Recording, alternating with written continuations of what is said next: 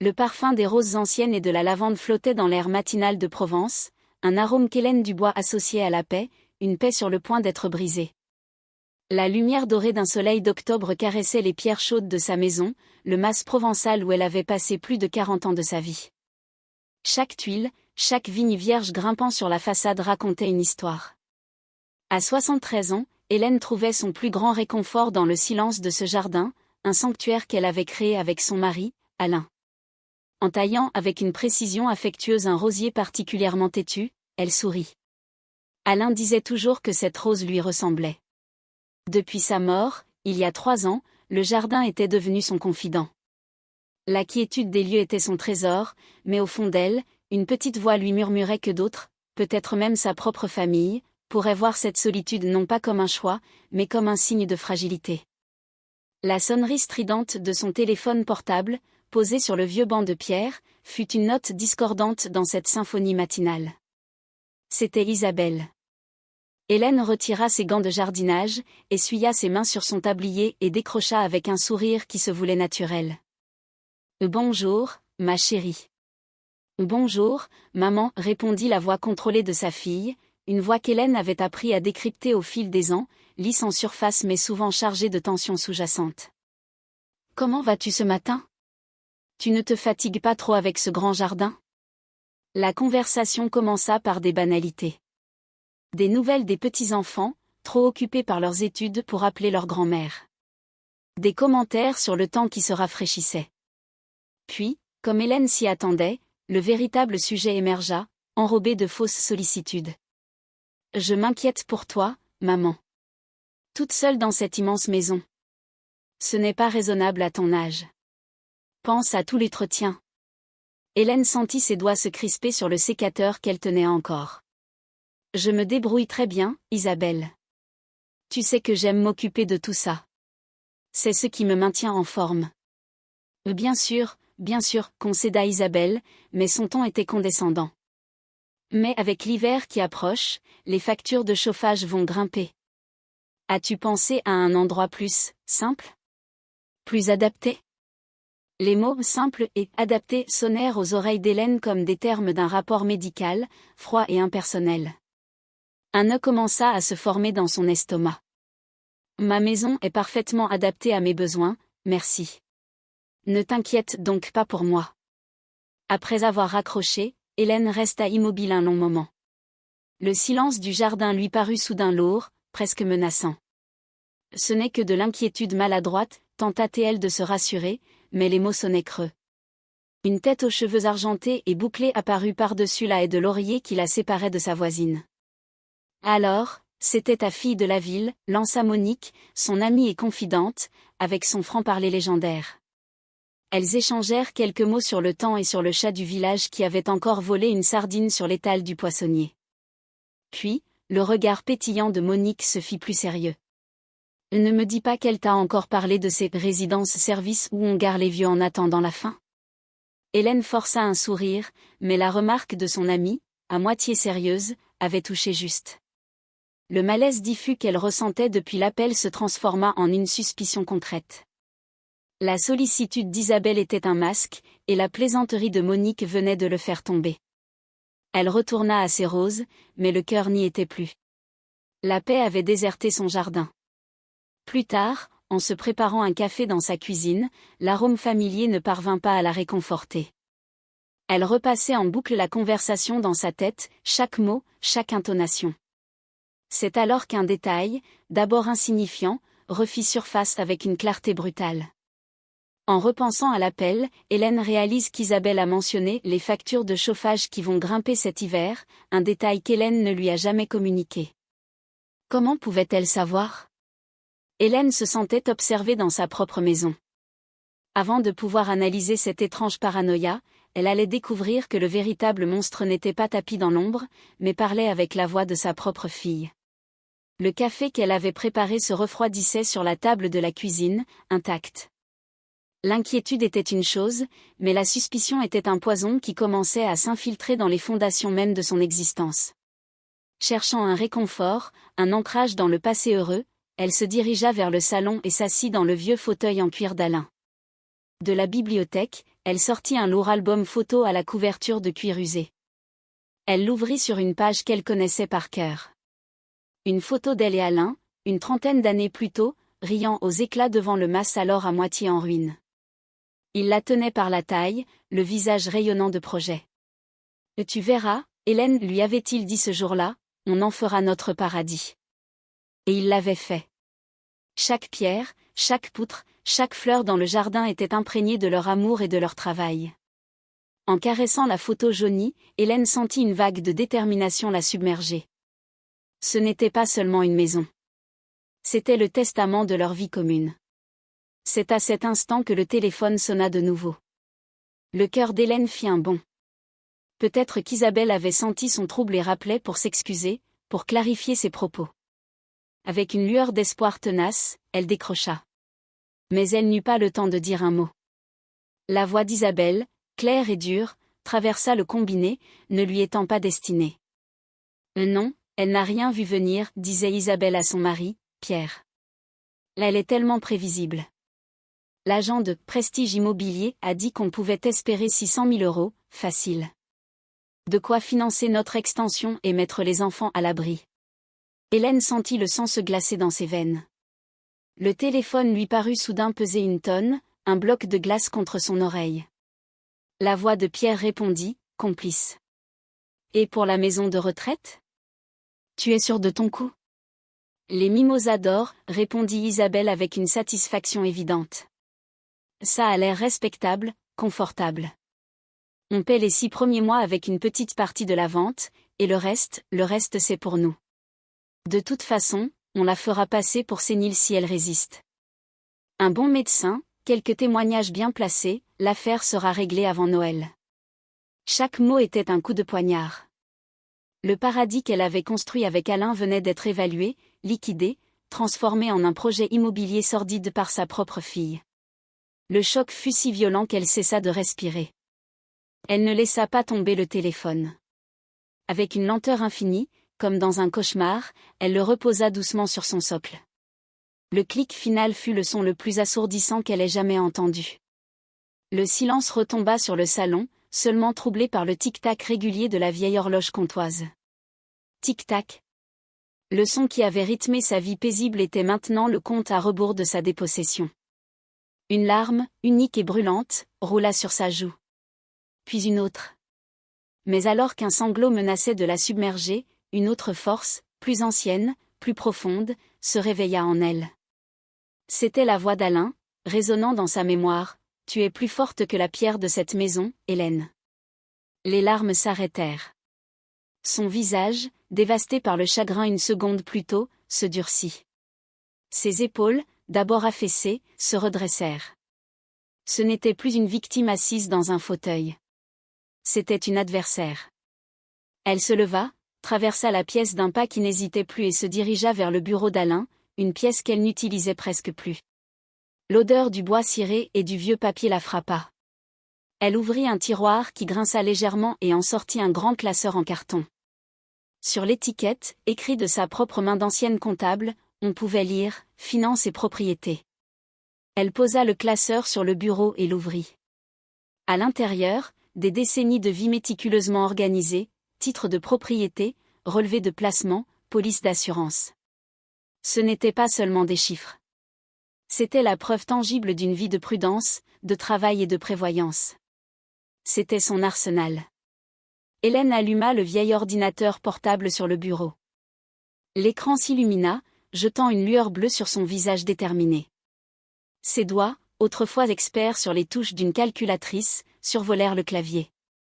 Sur la barre du moteur de recherche, elle ne tapa pas le nom d'une maison de retraite, mais « Maître Luc Ferry, avocat spécialisé succession, Aix-en-Provence ». Dans le bureau aseptisé de Maître Luc Ferry, deux mondes se rencontraient, la sagesse patiente de la vieille Provence et l'ambition pressée de la nouvelle génération. L'un des deux allait devoir s'adapter. Le bureau, situé au dernier étage d'un immeuble de verre et d'acier à Aix-en-Provence, offrait une vue panoramique sur les toits de la ville. C'était un univers froid, à des années-lumière du mas en pierre et du jardin fleuri d'Hélène. Maître Ferry, un homme de 35 ans à l'allure impeccable, l'accueillit avec une politesse professionnelle qui cachait mal une pointe de condescendance. Il s'attendait probablement à une vieille dame émotive, confuse, venue se plaindre de ses enfants. Il fut surpris.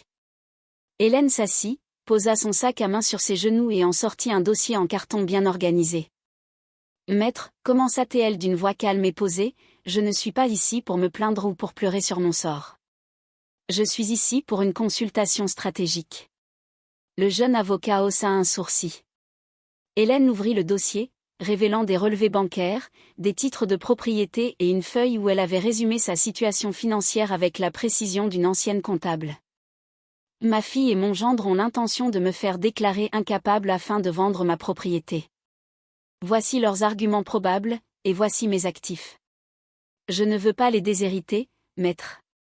Je veux les neutraliser. » Le masque professionnel de Luc Ferry se fissura pour laisser place à un intérêt sincère. Pendant 1 heure, il écouta Hélène exposer les faits. Il fut impressionné par sa clarté, sa mémoire et sa détermination. Il lui expliqua les options, notamment la création d'une société civile immobilière, SCI, pour reverrouiller la propriété. « Ce sera une forteresse juridique, Madame Dubois, lui assura-t-il, son ton ayant complètement changé. Ils ne pourront rien toucher sans votre accord explicite. » En sortant du bureau, Hélène se sentit plus légère. Elle n'était plus seule. Elle avait un plan. De retour à Valombre, elle décida de passer par le marché hebdomadaire. L'atmosphère vibrante et colorée du village lui fit du bien. Les étals débordaient de légumes gorgés de soleil, de fromage et d'olives. Les cloches de l'église sonnèrent midi, un son rassurant et immuable qui rythmait la vie du village depuis des siècles. Elle s'arrêta au stand de Jean-Pierre Verlaine, le fromager. C'était un homme d'une 60aine d'années, veuf comme elle, à l'air un peu bourru mais dont les mains maniaient les fromages avec une tendresse infinie. « Bonjour Hélène, grogna-t-il, mais ses yeux s'adoucirent en la voyant. « Je vous ai mis de côté un morceau de votre chèvre favori. » Tandis qu'il emballait le fromage, Hélène remarqua un article de journal, jauni par le temps, encadré et accroché au mur du stand. Jean-Pierre suivit son regard, et son visage s'illumina d'une fierté paternelle. « C'est mon Olivier, dit-il en tapotant le cadre. Encore un prix pour son article dans le Provençal. C'est ma fierté, ce garçon. Vous avez bien raison d'être fier, Jean-Pierre. C'est un jeune homme remarquable, répondit Hélène avec une sincérité qui toucha le vieil homme. Cet échange, banal en apparence, renforça le lien de respect mutuel qui les unissait. C'est en sortant du marché qu'elle aperçut Monique, assise à la terrasse d'un café. Son amie Laëla, le visage soucieux. « Hélène, il faut que je te parle. » Monique lui raconta alors avoir revu la voiture chic, une grosse berline allemande, pas du coin. Cette fois, un homme en costume en était descendu. « Il n'est pas resté longtemps, murmura Monique, mais je suis sûre qu'il prenait des photos de ta maison avec son téléphone. » Discrètement. Le sang d'Hélène ne fit qu'un tour. C'était donc vrai. Le plan n'était pas une simple conversation, une idée en l'air. C'était une opération en cours d'exécution. L'agent immobilier était déjà venu. L'étau se resserrait. Elle remercia son ami, le cœur battant, mais son esprit plus clair que jamais. Elle avait bien fait d'aller voir l'avocat. Alors qu'elle rentrait chez elle, la clé tournant dans la serrure de sa forteresse, son téléphone vibra dans son sac. C'était un message d'Isabelle. Le cœur d'Hélène s'arrêta un instant avant qu'elle ne lise les mots affichés sur l'écran. Ils étaient d'une simplicité terrifiante. « Maman, petite surprise. Nous passons te voir demain avec Pierre. Tu vas adorer. Bisous. » Notre histoire s'arrête à un moment de très haute tension. Hélène s'apprête à faire face à une surprise qui ressemble à une déclaration de guerre de la part de sa propre fille. Si vous soutenez Hélène dans son combat pour sa dignité et sa maison, montrez-le nous en commentant le chiffre ci-dessous, pour que nous sachions que vous êtes à ses côtés. Et si ce n'est pas encore fait, nous vous invitons à vous abonner et à activer la cloche pour ne pas manquer la suite de ce récit captivant. Votre soutien est notre plus grande motivation pour continuer à vous apporter des histoires familiales touchantes et pleines de sens. Maintenant, retournons à Valombre. La porte de la maison d'Hélène est sur le point de s'ouvrir. Le crissement des pneus sur le gravier de l'allée annonça l'arrivée de la surprise. Hélène, qui observait depuis la fenêtre du salon, sentit son cœur battre un peu plus fort, non pas de peur, mais d'une montée d'adrénaline. Elle regarda la grosse berline allemande se garer avec une précision arrogante près de ses rosiers. Isabelle en sortit la première, vêtue d'une robe aux couleurs vives qui semblait crier sa modernité face à la pierre ancienne de la maison. Elle fut suivie par son mari, Pierre, et un troisième homme en costume impeccable, un sourire professionnel figé sur le visage. Hélène ajusta son châle sur ses épaules, un geste simple qui était devenu son armure, et alla ouvrir avant même qu'il n'ait atteint le perron. « Maman !» « Quelle bonne surprise !» s'exclama Isabelle en lui faisant une bise aérienne qui ne toucha pas sa joue. « Je te présente un ami, Monsieur Bernard. Il est expert en patrimoine et il était dans la région, j'ai pensé que ses conseils te seraient peut-être utiles. »« Enchanté, madame, dit Bernard avec une poignée de main ferme et froide. »« Entrez, je vous en prie, répondit Hélène d'une voix égale, son calme apparent déconcertant ses visiteurs. Elle les conduisit au salon et leur servit le café avec des gestes mesurés, observant en silence le manège. Elle voyait bien le regard de Bernard qui balayait la pièce, n'évaluant pas les souvenirs, mais les mètres carrés, les poutres apparentes, les défauts potentiels. Après quelques minutes de conversation forcée, Isabelle lança son offensive. « Pendant que nous sommes là, maman, pourquoi ne pas faire visiter un peu la maison à Monsieur Bernard ? Son œil d'expert pourrait nous être précieux. » Ce fut une inspection déguisée en promenade de santé. Dans chaque pièce, Bernard distillait son venin sous forme de conseils. Là, une magnifique cheminée d'époque, mais le tirage doit être terrible. Un gouffre à chaleur, dit-il dans le salon. Dans la cuisine, c'est charmant, très rustique. Bien sûr, pour une personne de votre âge, ce n'est plus très fonctionnel. Hélène ne disait rien, mais chaque mot s'imprimait dans sa mémoire.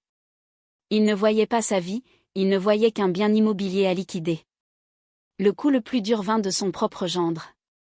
De retour au salon, Pierre, qui s'était contenté d'hocher la tête jusque-là, regarda autour de lui avec un air de supériorité et dit, comme s'il s'agissait d'une évidence, « Tu ne vois pas, maman ? Cet endroit est un musée. Il est temps de faire le ménage et de passer à autre chose. » Un silence glacial s'installa. L'insulte, si désinvolte, était une attaque directe non seulement contre elle, mais contre l'héritage de toute sa vie avec Alain. Hélène sentit une flamme froide s'allumer en elle, mais son visage resta impassible. C'était l'étincelle dont elle avait besoin, la confirmation finale qu'aucune réconciliation n'était possible. Sentant qu'elle perdait le contrôle, Isabelle décida de jouer sa carte maîtresse. Elle posa sur la table basse une série de brochures glacées, dont les photos aux couleurs vives juraient avec le bois sombre des meubles. « Regarde, maman. C'est la résidence, les Mimosas d'or. C'est magnifique, tu aurais une piscine, un restaurant, des soins médicaux sur place. Tu ne t'occuperais plus de rien. C'est un cadeau que nous voulons t'offrir. » Hélène regarda les visages souriants et anonymes sur le papier. « Mon cadeau, c'est cette maison, Isabelle. Et je n'ai aucune intention de la quitter. » Le masque d'Isabelle tomba. « Arrête d'être têtue. Ce n'est plus raisonnable. Tu es seule, tu vieillis. Et si tu tombais ? Qui s'en apercevrait ? » La voix monta d'un cran. La fausse sollicitude avait laissé place à une colère froide. Hélène soutint son regard. « Je ne suis pas têtue. Je suis chez moi. » Lassée, trancha Isabelle. Elle se leva, dominant sa mère de toute sa hauteur. « Écoute bien. Nous sommes venus gentiment. Soit tu acceptes de signer ce formulaire d'inscription pour une simple visite la semaine prochaine, soit Pierre et moi serons obligés, pour ton bien, d'envisager des mesures plus sérieuses. » La menace, à peine voilée, d'une mise sous tutelle, flottait dans l'air, lourde et suffocante. Isabelle et Pierre échangèrent un regard triomphant. Ils l'avaient acculée. Ils attendaient les larmes, la supplication, la résignation. Mais Hélène ne pleura pas. Elle ne cria pas. Elle resta silencieuse une longue seconde, puis posa sa tasse de café sur la soucoupe avec un son cristallin. Elle leva les yeux et les regarda, un par un, avec une autorité qu'il ne lui avait jamais connue. Sa voix, quand elle parla, était douce, mais elle coupa court à toute discussion. Asseyez-vous. Tous les trois. Intimidés par son calme, les trois complices s'assirent. Isabelle et Pierre se perchèrent sur le bord du canapé, tandis que M. Bernard prit place sur une chaise, son porte-documents posé sur ses genoux comme un bouclier. Il s'attendait à des larmes, des supplications, une crise de nerfs. Mais Hélène resta debout. Elle prit son temps, se dirigea vers le buffet en noyer, se servit un verre d'eau et le but d'une traite. Le silence s'étirait, devenant de plus en plus inconfortable pour les visiteurs. Le pouvoir avait changé de camp. Puisque nous parlons de choses sérieuses, commença enfin Hélène, sa voix posée résonnant dans le salon, j'ai quelques nouvelles pour vous. J'ai trouvé votre intérêt pour ma situation si touchant, que j'ai décidé de prendre quelques dispositions pour vous rassurer. Elle se tourna vers M. Bernard. Monsieur, je vous remercie pour votre expertise, mais elle ne sera plus nécessaire. Voyez-vous, sur les conseils avisés de mon avocat, Maître Luc Ferry, elle appuya sur le nom, un rappel de sa préparation stratégique, j'ai fait en sorte que cette maison ne soit plus un simple bien personnel. Elle marqua une pause, laissant ses mots infuser. Cette propriété, ainsi que mes principaux actifs financiers, ont été transférés dans une société civile immobilière. Une SCI. C'est une structure juridique tout à fait commune. J'en suis la gérante majoritaire, selon les statuts rédigés par Maître Ferry, indélogeables. Pour le dire simplement, rien ne peut être vendu, loué ou modifié sans mon accord explicite et unanime. La maison est intouchable. Le visage d'Isabelle passa par plusieurs étapes, l'incompréhension, le déni, puis une fureur contenue qui fit trembler ses lèvres. Pierre, à côté d'elle, était blême. Une SCI ? C'est ridicule, cracha Isabelle, son rire nerveux sonnant faux. Tu as été manipulée ? Tu es sénile. N'importe quel médecin le confirmera. Un juge te mettra sous tutelle et nous annulerons tout ça en moins de 2. Tu ne peux pas nous faire ça. Hélène la regarda avec une tristesse infinie. La dernière carte de sa fille était exactement celle qu'elle avait anticipée, l'insulte, la menace de l'humiliation publique. Un juge se fiera aux faits, Isabelle, répondit Hélène doucement. Et les faits sont têtus. Elle fit un pas en avant. Son téléphone, posé sur la table, resta silencieux, mais l'image de l'article de journal encadré dans la boutique de Jean-Pierre était parfaitement claire dans son esprit. C'était son arme secrète, son coup de grâce. Puisque tu parles de l'opinion publique. Tu te souviens de ce brave Jean-Pierre, le fromager du marché que tu trouves si rustre ? Isabelle la dévisagea, perplexe. Le vieux paysan ? Qu'est-ce qu'il vient faire là-dedans ? Hélène eut un fin sourire, presque imperceptible. Ce vieux paysan a un fils. Il s'appelle Olivier Verlaine. Elle prononça le nom clairement, lentement. Mais tu le connais peut-être mieux comme le journaliste d'investigation vedette du Provençal. Il a gagné plusieurs prix pour ses articles sur les injustices sociales et les abus de faiblesse.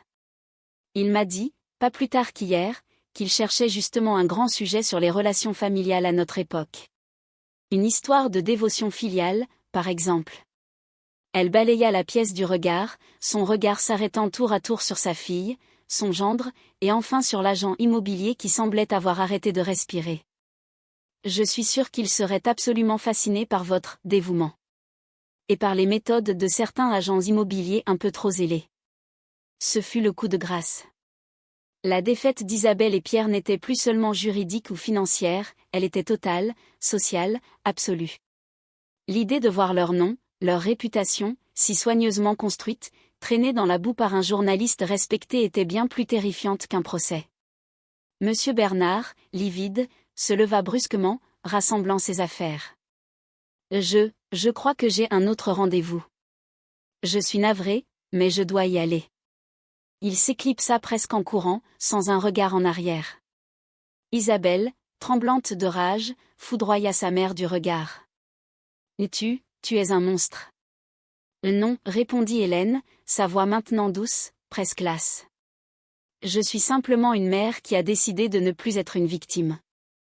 Elle se leva à son tour, le mouvement fluide et plein d'une grâce retrouvée. Elle se dirigea vers la porte d'entrée et l'ouvrit, laissant entrer l'air frais du soir. Je crois que votre visite est terminée. La porte d'entrée se referma dans un déclic doux, laissant derrière elle un silence nouveau. Ce n'était pas le silence pesant de la solitude, mais celui, pur et entier, de la liberté reconquise. Hélène resta un instant adossée contre le bois épais de la porte, fermant les yeux et expirant lentement, un souffle qu'elle avait retenu pendant des semaines, des années peut-être. Elle ne ressentait ni triomphe, ni joie exubérante, mais un calme profond, la sérénité d'une tempête qui s'apaise enfin. Par la fenêtre, elle regarda la berline allemande manœuvrer maladroitement pour quitter l'allée, emportant avec elle un chapitre de sa vie. Isabelle, sur le siège passager, ne se retourna pas. C'était fini. Quelques jours plus tard, la maison semblait avoir retrouvé son âme. Le soleil d'hiver, plus bas sur l'horizon, inondait le salon d'une lumière douce et dorée. Hélène était au téléphone avec Maître Ferry, mais sa voix était transformée. Elle riait, un rire clair et léger qui semblait rajeunir la pièce. « Non, maître, je ne vais pas vendre, disait-elle. Au contraire, je pensais faire quelques travaux dans la cuisine au printemps.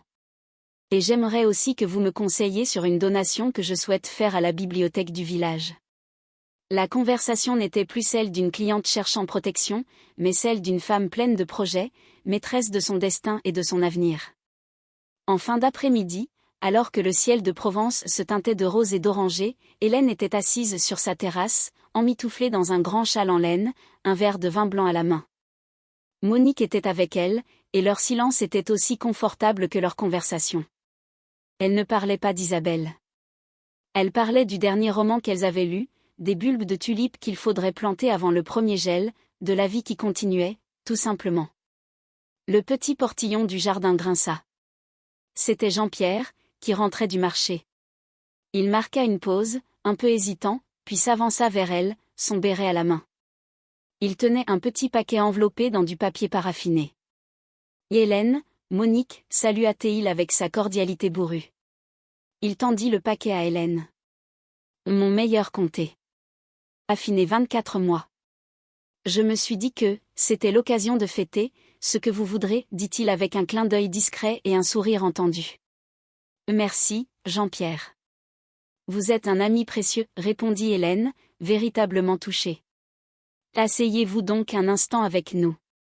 Il accepta, et pendant quelques minutes, les trois amis partagèrent un moment de grâce, unis par un respect et une affection qui n'avaient pas besoin de mots.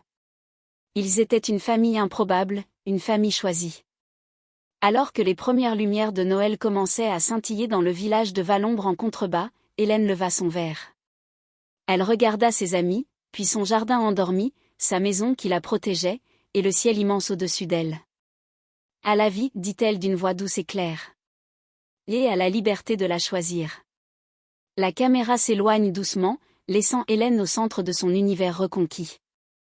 Le Noël qui approchait, autrefois synonyme d'un ultimatum cruel, était maintenant la promesse d'une célébration paisible, entourée non pas par les obligations du sang, mais par la chaleur de l'amitié véritable.